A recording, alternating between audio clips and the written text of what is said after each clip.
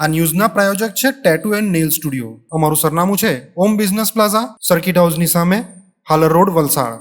અને પ્રીત estate agency.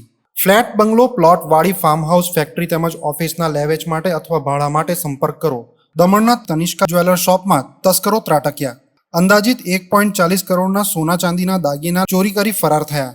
Police પાસેથી મળેલી માહિતી પ્રમાણે નાની દમણના ઝાંપાબાર ખારીવાડ મેઇન રોડ પાસે તનિષ્કા જ્વેલર્સ નામની દુકાન આવેલ છે.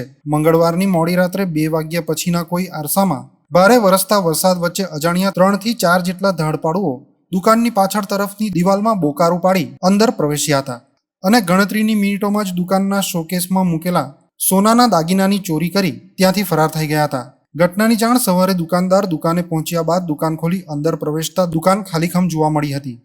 સાથે દિવાલમાં પણ બોકારું પડેલું જોવા મળતા દુકાનમાં ચોરી થયા હોવાનું સામે આવતા દુકાનદારે આ અંગે દમણ પોલીસને જાણ કરી હતી. બનાવની જાણ થતાં જ નાની દમણ પોલીસ મથકના ઇન્ચાર્જ પીએસઆઈ વિશાલ પટેલ સહિત પોલીસની ટીમ જગ્યા સ્થળ પર પહોંચ્યા હતા અને જરૂરી કાર્યવાહી કરી દુકાનદારની પૂછપરછ કરી હતી. મળી રહેલ જાણકારી મુજબ અજાણ્યા ચોર તસ્કરો દુકાનોના શોકેસમાંથી આશરે 1.40 કરોડની આસપાસના દાગીના ચોરી કરી ગયા હોવાનું જાણવા મળી રહ્યું છે.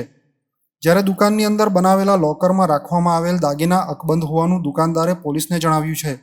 ત્યારે હાલ તો પોલીસે આ મામલે અજાણ્યા ચોર તસ્કરો સામે પોલીસ ચોપડે ચોરીનો ગુનો દાખલ કરી દુકાનના તથા આસપાસની દુકાનની બહાર લગાવવામાં આવેલ સીસીટીવી કેમેરા ફૂટેજને આધારે ભાગી છૂટેલા ચોરોને પકડવા ચક્રો ગતિમાન કર્યા છે.